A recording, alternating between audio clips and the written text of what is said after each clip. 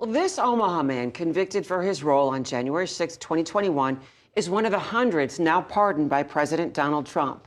KETV News Watch 7's Bill Shammert talked with him today. He has more on the live desk. Julie, Brandon Straka is a well-known conservative commentator with hundreds of thousands of social media followers.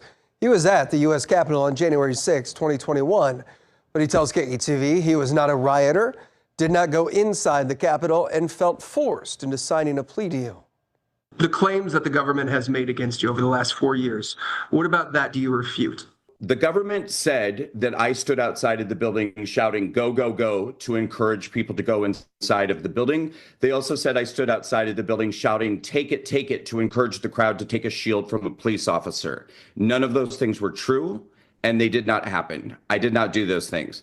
Now, I'll be the first to admit, I signed the government's false statement of my offense because they told me that this was the only way that they would drop the felony charges and give me a misdemeanor plea deal, which to me was the right decision to make.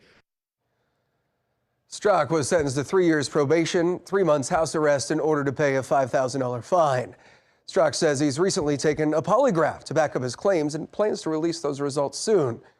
According to data from the Associated Press, 1,573 people have been charged for crimes on January 6th.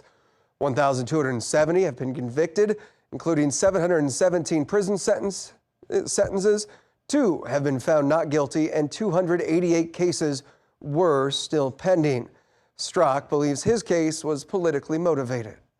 They found themselves in a position to use the judicial arm of the government to cause egregious harm to these people who they consider to be their political opponents. I'm one of those people. There was nothing honest about my case. Strzok tried to end his probation early in 2023, but that was denied. A judge cited Strzok's minimizing of his and others' actions as a lack of remorse and a reason for denial. Julie, back to you.